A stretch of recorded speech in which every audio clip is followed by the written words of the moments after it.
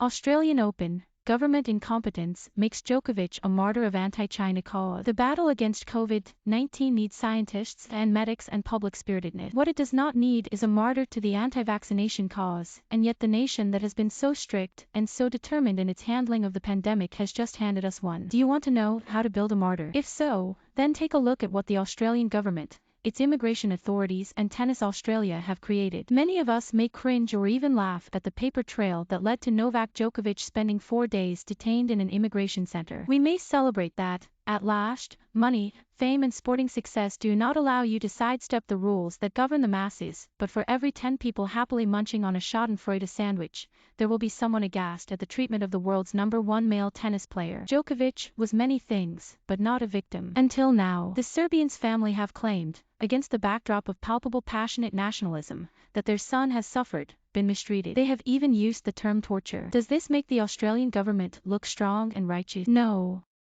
It makes them look like bullies, pandering to, and possibly scared of, public opinion. After all, it is election season and Scott Morrison, the Prime Minister, must be concerned that his high vaccination rate success and lockdown stringency will count for little if the Australian Open is pockmarked by booing, protests, and a widespread sense of inequity. If he was not the poster boy for the anti-vax movement before then, Djokovic certainly is now. There are curious arguments against vaccines, including claims that they cause infertility, contain tracking software, cause cancer, or turn the recipient into a monkey. There are also anti-vaxxers who accept such arguments as flawed but refuse to be jabbed on the grounds of free will, and these opponents can now point to how, if you give the state authority over our bodies, they will abuse that power. It is a twist on what we usually consider Orwellian. The ineptitude of the various authorities, which led to a judge ruling, when reversing the withdrawal of his visa, that the 9-times Australian Open winner had been denied appropriate recourse to legal advice, left the door wide open for Djokovic's mother to use the language of martyrdom. At a press conference, Dijana Djokovic heralded her son's strong moral compass,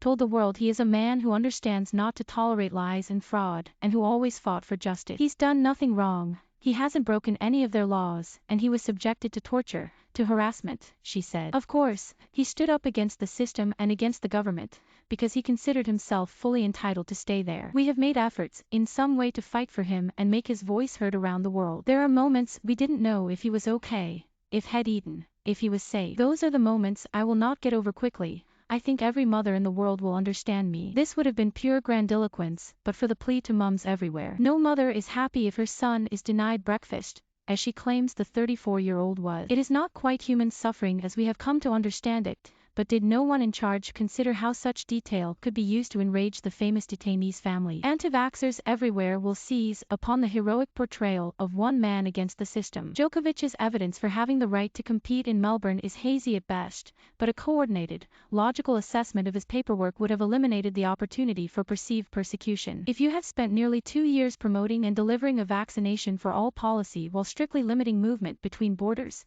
then there should be no problems with the fine print. If you visit the Department of Health for Australia website, there is surprising clarity until you realize that a medical certificate may just trump everything. Maybe. It is important to note that previous infection with COVID-19 is not considered a medical contraindication for COVID-19 vaccination. And yet, if you contract it at the right time, you may just be allowed to enter. Tennis Australia had told players they could compete at the Open unvaccinated if they had contracted the virus within the past 6 months, but now accepts that the rules are more complicated than they first realized. Government lawyers have suggested that the circumvention applied only to those who had suffered acute illness due to the virus and that Djokovic patently had not. He had a positive PCR result on December 16, although when a German magazine scanned the relevant QR code, it showed a negative test result. Later, it revealed a positive result. There is plenty of proof, too, that Djokovic mingled extensively in the days immediately after the PCR result. Or perhaps the Australian government will be most affronted that his travel declaration states he had not and would not travel in the 14 days prior to flying to Melbourne, and yet it seems he was in Marbella on January 2.